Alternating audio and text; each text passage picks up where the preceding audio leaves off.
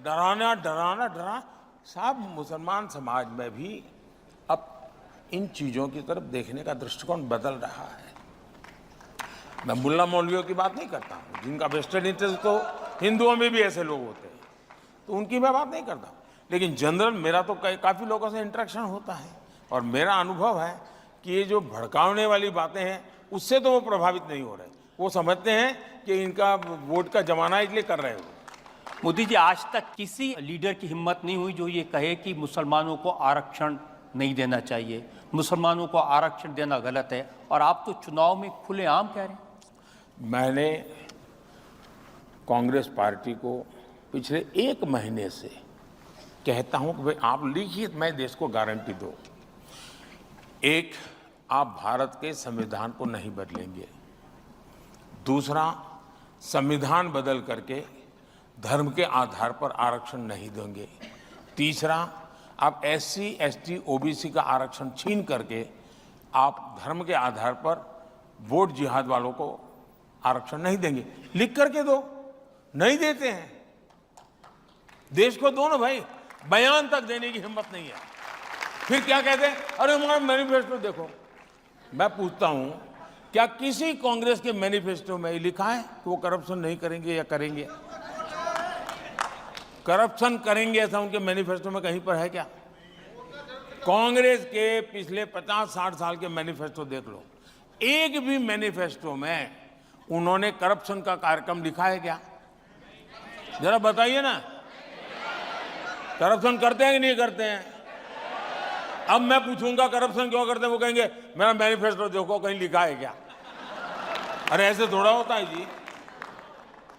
और आप देख लीजिए डॉक्टर मनमोहन सिंह जी का बयान देख लीजिए,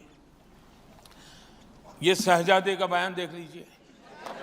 उनके मैनिफेस्टो में ये कहते हैं कि अब ठेके धर्म के आधार पर दिए जाएंगे।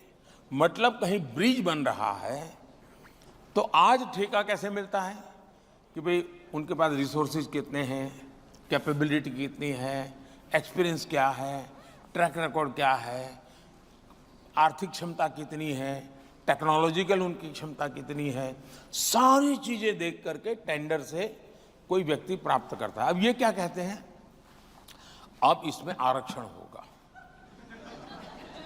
अब मुझे बताइए साहब, वो ब्रिज बनाना है कि आपको आपके चुनाव जीतना है और कुछ काम है क्या?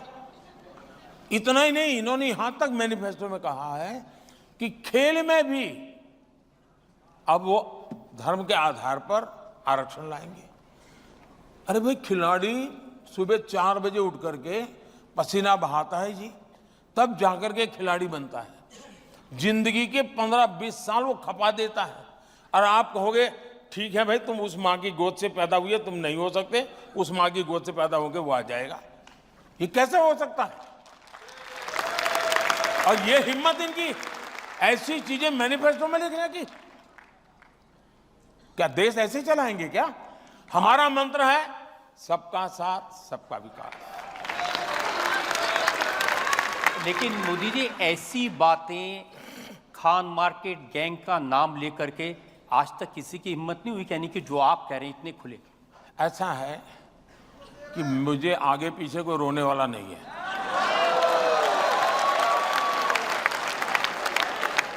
मैं देश के लिए जीता हूं, मैं देश के लिए जूझता हूं, और मेरी प्रत्येक पल देश के लिए है और वो बेकार नहीं जानी चाहिए। मैं मेरी हर पल देश को दे रहा हूं, लेकिन मैं वेस्टेज नहीं होने दूंगा मेरी एक भी पल को। और इसलिए जो गलत हो रहा है, आप मुझे बताइए। कल किसी ने मुझे भेजा है 9000 से ज्यादा ऐसी जगह है, इंस्टीट्यूशंस, जिसमें इन्होंने SC, ST, OBC का आरक्षण खत्म कर दिया, माइनॉरिटी का नाम दे दिया, आरक्षण खत्म कर दिया। एक PSU को अगर आप प्राइवेटाइज करो तो कांग्रेस पार्टी के अध्यक्ष हाउस में चिल्लाते हैं कि आप प्राइवेटाइजेशन इसलिए कर रहे हो कि आप SC, ST कोटा हट जाएगा तो दलितों को नौकरी का क्या होगा। आपने 9000 इंस्टीट्यूशंस में से SC, ST, OBC कोटा खत्म कर दिया है।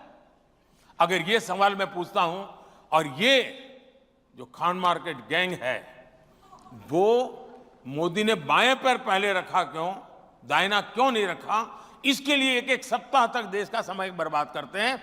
उनको फुर्सत नहीं है कि एससी, एसटी, ओबीसी के आरक्षण की रक्षा के लिए उन्होंने भी तो आवाज उठानी चाहिए थी। क्यों चुप बैठे हैं?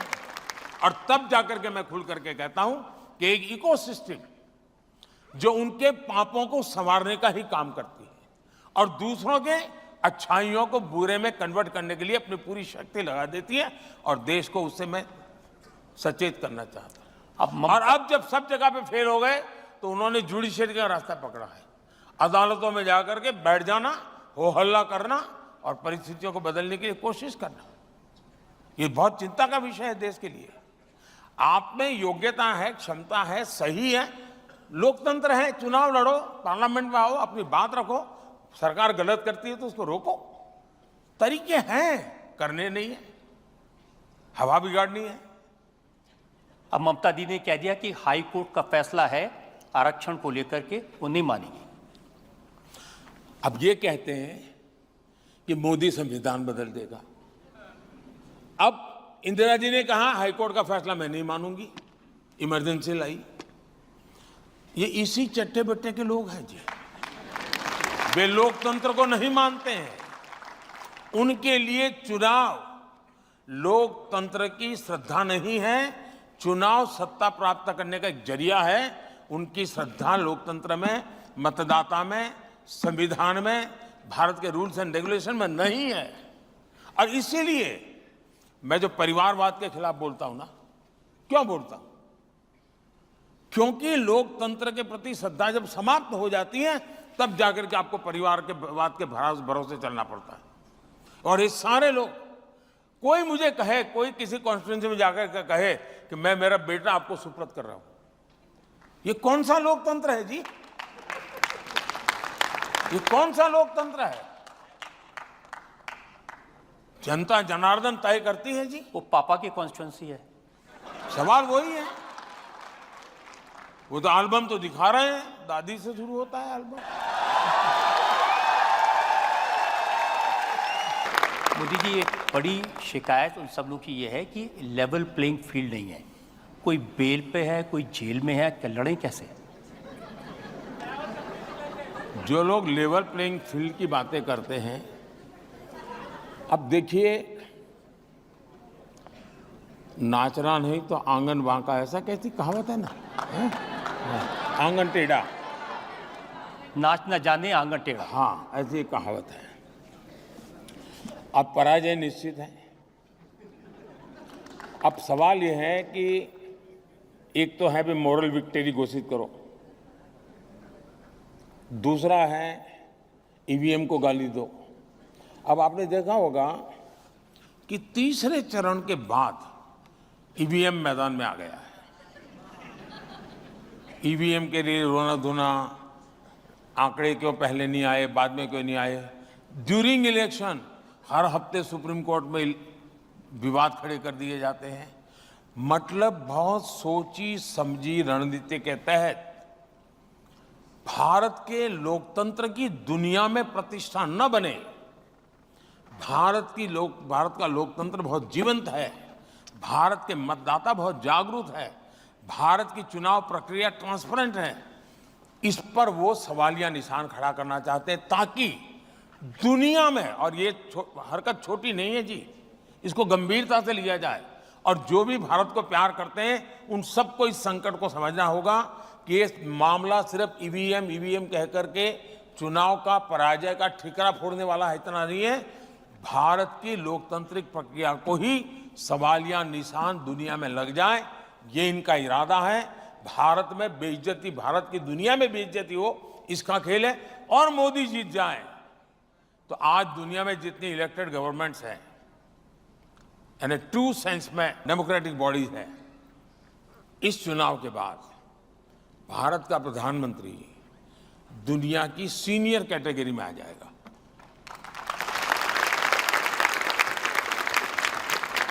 हर ग्रुप में वो सीनियर मोस्ट होगा डेमोक्रेटिक वर्ल्ड में। इनको अभी से हिसाब किताब लगाते, उनके भी तो एडवाइजर है ना, देखिए यार ये तो ऐसा होगा, अभी ऐसा होगा, ऐसा होगा। उसी डर में सब हो रहा है, लेकिन इससे देश का बहुत नुकसान। और लेवल पे भी ये लोग इलेक्शन कमीशन को गाली देते हैं। हमारे देश का चुनावी व्यवस्था ये कहती है कि अगर कोई पार्लियामेंट सीट में अगर किसी कैंडिडेट की मृत्यु हो जाए तो वो चुनाव स्थगित होता है, ठीक है। अगर कोई पार्लियामेंट का कैंडिडेट उसका स्वर्गवास हो जाए तो वो सीट चुनाव स्थगित हो जाता है, उसकी डेट बाद में आ जाए। कोई मुझे बताए कि राजीव गांधी नाम का एक व्यक्ति जो पार्लियामेंट के चुनाव का कैंडिडेट था, उनकी आतंकवाद में हत्या हो गई, उनकी सीट कैंसिल होनी चाहिए थी, रुकनी चाहिए थी चुनाव, लेकिन उस समय के इलेक्शन कमीशन ने पूरे देश का चुनाव रोक दिया। कोई लॉजिक नहीं था और करीब 21-22 दिन दिए और उनके अस्थि लेकर के पूरे देश में यात्राएं चली और फिर चुनाव की डेट दी गई। तो कौन सा लेवल पे था देश के इलेक्शन कमीशन? और बाद में वो खुद कांग्रेस के कैंडिडेट बन के आडवाणी के खिलाफ चुनाव लड़ रहे थे। आप इलेक्शन कमीशन की बातें करते हो।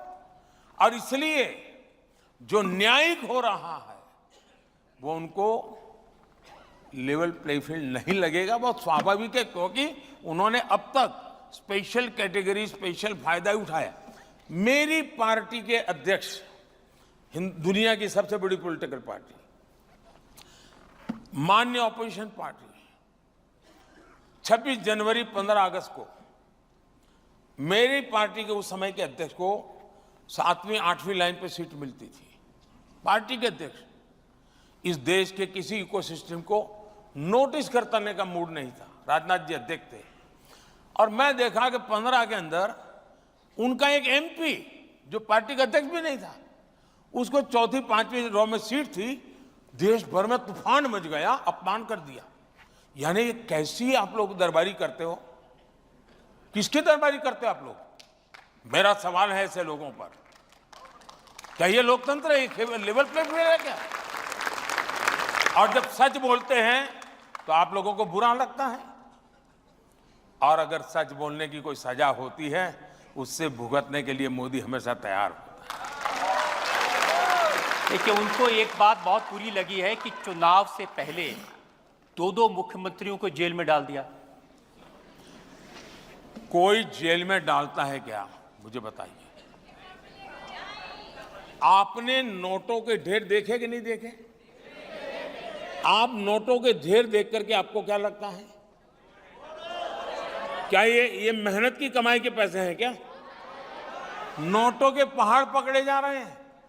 अब नोटों के पहाड़ पकड़े जाए और सरकार कुछ करेगी नहीं तो आप कहेंगे यार कुछ एडजस्टमेंट हो चुका है पीछे से। आप यही कहेंगे। आप दिल्ली के बच्चों की जिंदगी बर्बाद करते हैं। हर स्कूल के बगल में शराब के ठेके लगा दिए जस्ट करप्शन करने के लिए और न्यायिक प्रक्रिया से। और अगर किसी को देखना है तो सुप्रीम कोर्ट ने झारखंड के सीएम के लिए कल क्या कहा है, दिल्ली के मंत्री के लिए 2 दिन पहले हाईकोर्ट ने क्या कहा है। कोर्ट करती है निर्णय, हम नहीं करते। न हम किसी को जेल भेज सकते हैं, न हम किसी को जेल में रख सकते हैं। ये निर्णय अदालत करती है।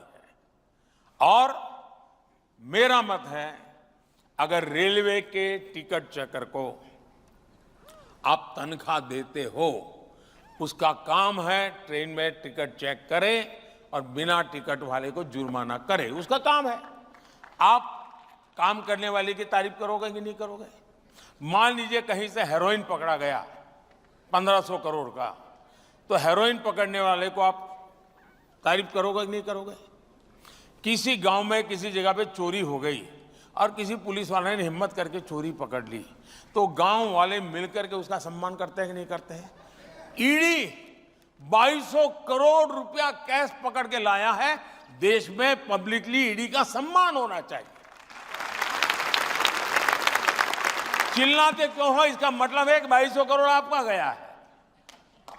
आप में से कोई को दर्द है क्या? 2200 करोड़ गया उसका? आप में से किसी को दर्द है क्या? जिसको दर्द है वो रो रहा है, वो चिल्ला रहा है। मतलब 2200 करोड़ में कहीं कहीं उनका हिस्सा है।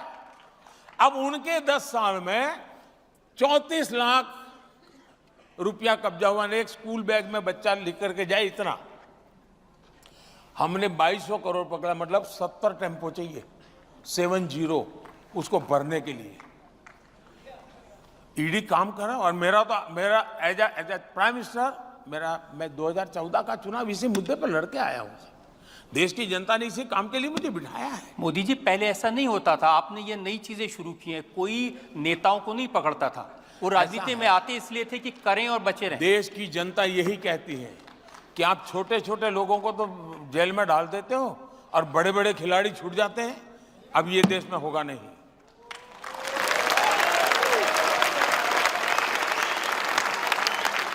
मुझे किसी के कोई मेरा अच्छा मेरे लिए एडिटोरियल लिख दे इसलिए मैं सरकार नहीं चलाता हूं जी। किसी टीवी पर मेरी हेडलाइन अच्छी आ जाए इसके लिए मैं सरकार नहीं चलाता हूं। मेरे देश के लोगों की जिंदगी बने, मेरे देश से भ्रष्टाचार चला जाए, इसलिए मैं सरकार चलाता हूं। मैं मालाएं पहनने के लिए नहीं निकला हूं जी। आपकी सरकार के काम को लेकर के एक छोटा सा वीडियो मेरे पास में है। बहुत सारी बूढ़ी औरतें हैं, उन्होंने आपके काम के बारे में अलग अलग जगह, और ये सोशल मीडिया पर सब अवेलेबल है, बहुत वायरल हुआ है। ये एक बार मैं आपको दिखाना चाहता हूँ। मोदी जी पसंद है? अरे लीजिए, वो कहे वाली बात है। सबसे बेस्ट काम कर रहा, सबसे उन्नति हो रहा है देश का। मोदी अच्छा नहीं तो और कौन अच्छा है? इतना पार्टी आया, इतना गया, कोई देश का भलाई किया?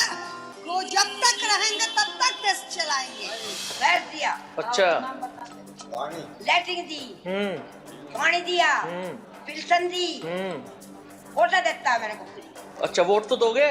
वोट देंगे जरूर, लाज में देंगे। अच्छा। चाहे आप कुछ ना मिला। अरे हम कहिए नहीं कि योगी मोदी के लिए काम ऊपर खाना हम देखा दूसरे के वोट कहीं के दे, हमें खाएगा देना, पैसा देना। सच्चो? सब का झूठा। घर हमारा बना दिया, अच्छा, शौचालय हमारे बना दिए, 500 रुपए तिल चढ़ाना हमारे। और क्या भाई, वहाँ तो मोदी है, मोदी रहेगा जब तक मेरी जिंदगी। और क्या, ऐसी सरकार तो आई नहीं जैसी सरकार है भाई।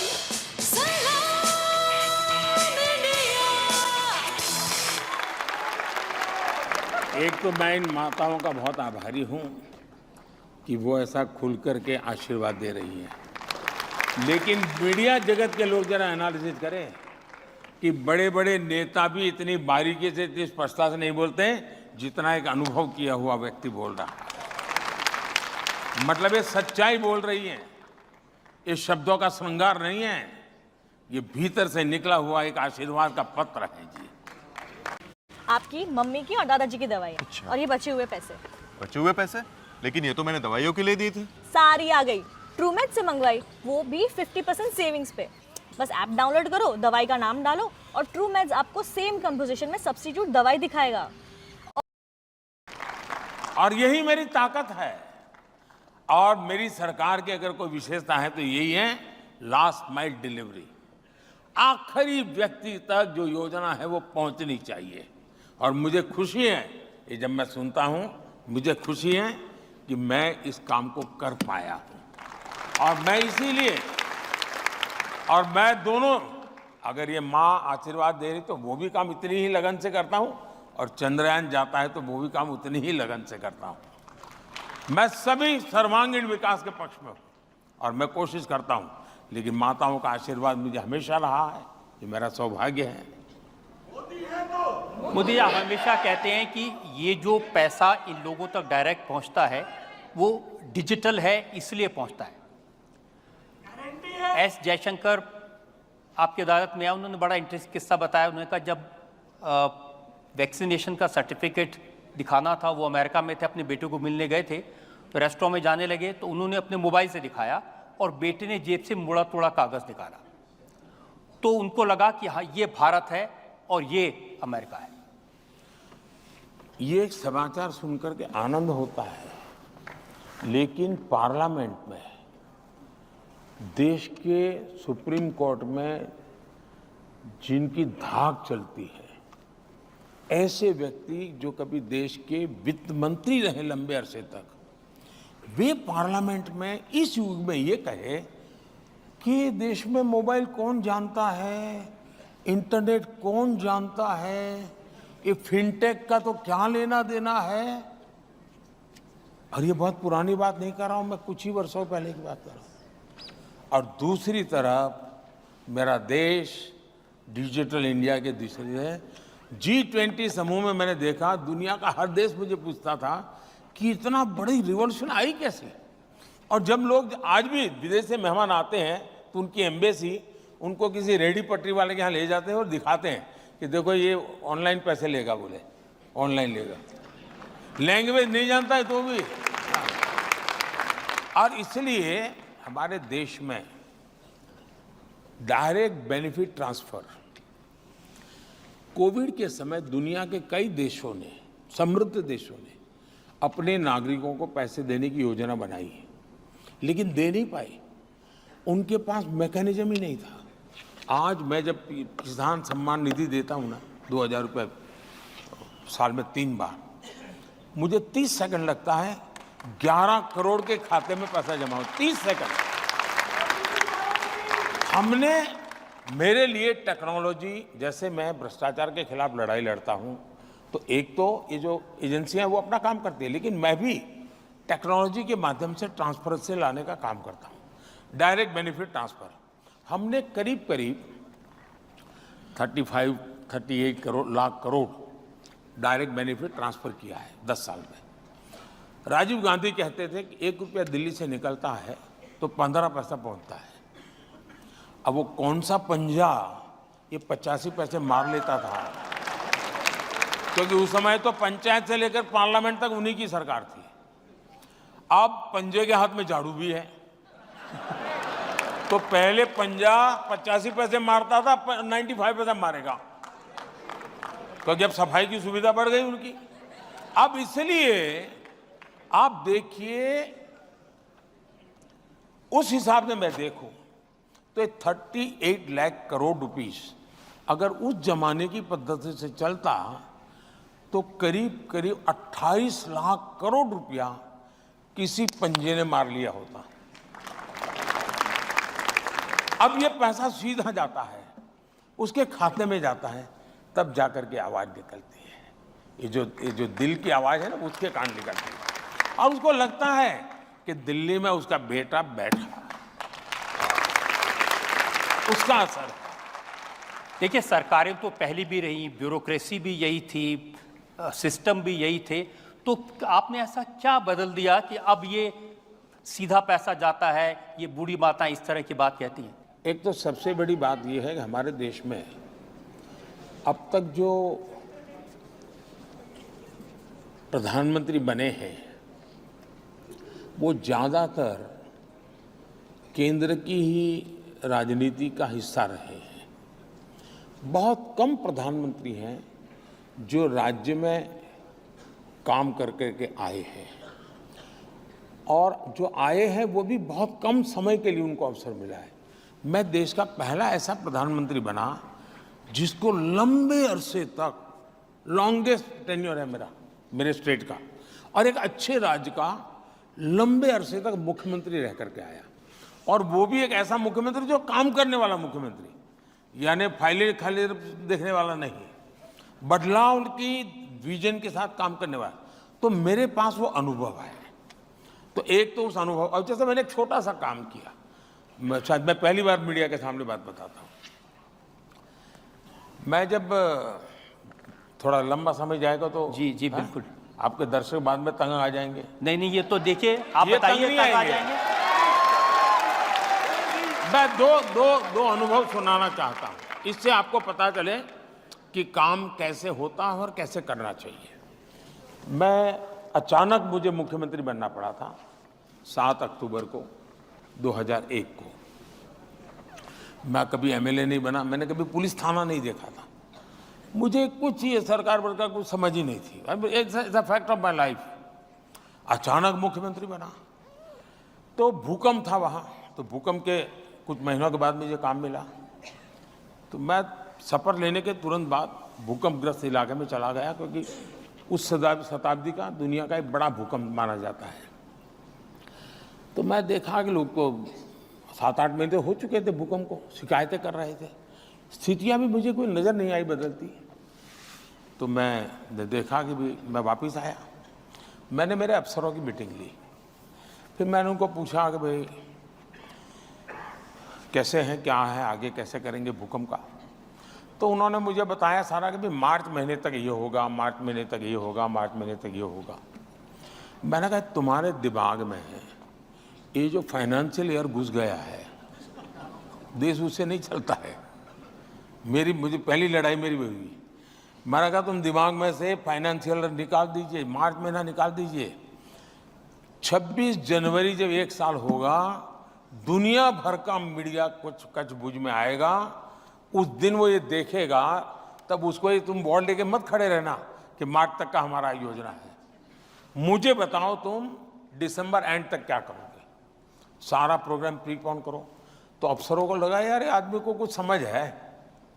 फिर मैंने कहा कोई शायद 43 ब्लॉक्स ऐसे थे जो भूकंपग्रस्त थे, तो मैंने अफसरों को कहा सभी सचिव एक एक ब्लॉक में जाएगा, फ्राइडे सैटरडे संडे वो वहीं रहेगा भूकंपग्रस्त इलाके में। मंडे को शाम को मैं मीटिंग लूंगा रिव्यू की, और जो ब्लॉक में आप जाएंगे आप ये मान के चलिए कि आप उस ब्लॉक के चीफ मिनिस्टर हैं, आप ही चीफ मिनिस्टर हैं, करके आओ। मैंने कहा अब ये गए, वापिस आए, मैंने मीटिंग ली।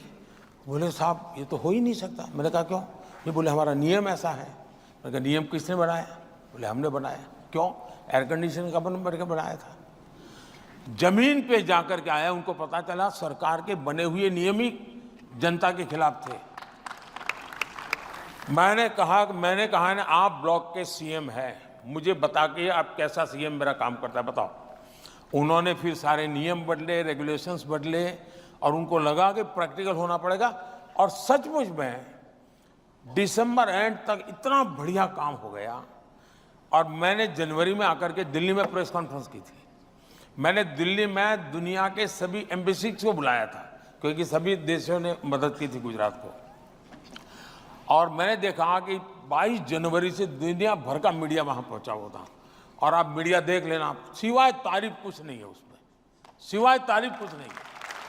तो गवर्नेंस को कैसे, वही ब्यूरोक्रेसी, वही नियम, वही चल। फिर मैंने यहाँ आया तो क्या काम किया वो दूसरा बताता हूँ। मैंने सारे सचिवों की मीटिंग की। ये सब बड़े बड़े लोग हैं, मेरे जैसे तो सैकड़ों नेताओं को देख चुके हैं। कई लोग तो ऐसे जो 2-2, 4-4 प्रधानमंत्री देख चुके हैं। तो उनके लिए तो ये सब चना ममरा होता है, ये हकीकत है। तो मैंने मीटिंग की। मैंने कहा भाई ये काम करना है। आप लोग जब मसूरी से निकले होंगे, पहली पोस्टिंग जो आपकी हुई होगी आईएएस का, घर में बड़ी आईएएस बन गया वगैरह, मगर पहली जहां नौकरी की थी, जो छोटा सा एरिया रहा होगा जहां आपको भेजा गया होगा, मैंने कहा कि आप वहां वापस जाइए, उसी गांव में जाइए, हो सके तो पूरे परिवार को लेके जाइए। और उस समय कहाँ रहते थे, दफ्तर कैसा था, उस समय गांव कैसा था, ये सारा अपने परिवार को दिखाइए, खर्चा सरकार करेगी। और आकर के मुझे बताइए कि आप वहां से यहां पहुंच गए, जिस गांव को आप छोड़ के आए था वो कहां? मुझे कोई क्लास नहीं लेना पड़ा, सबने आकर के कहा कि साहब हमारी आंखें खुल गई। हम 30 साल पहले जहां गए थे वहां तो वैसा का वैसा हालत है, हमारी जिंदगी तो बदल गई, हमारे बच्चे तो दुनिया में पहुंच गए, वो वही है। मैंने कहा किसने बनाई नीतियां? तो मैं उनको रियलाइज करवाता हूं, मैं उनको मोटिवेट करता हूं। इसलिए सरकार वही, दफ्तर वही, फाइल वही, कानून वही, नियम वही, लेकिन अगर थोड़ा तरीका बदल दें तो स्थितियां बदली जा सकती है, और वो मैं बदल रहा हूं। मेरा पहला अनुभव दिल्ली में ब्यूरोक्रेसी को तब आया जब मैं प्रधानमंत्री जनधन स्कीम लेकर के आया, और मैंने तय किया कि भाई बैंकों का नेशनलाइजेशन हुआ था, गरीबों के लिए बैंक के दरवाजे खोलने के लिए। इंदिरा जी के भाषण सुन लीजिए आप। और सारी बैंकों को उन्होंने रातों रात जब्त कर लिया था। मैंने यहाँ देखा कि 50% इस देश के लोग ऐसे हैं कि जिन्होंने बैंक का दरवाजा ही देखा नहीं है। अब वो कौन है? SC ST OBC वही समाज है। मैंने कहा हर एक का मुझे बैंक का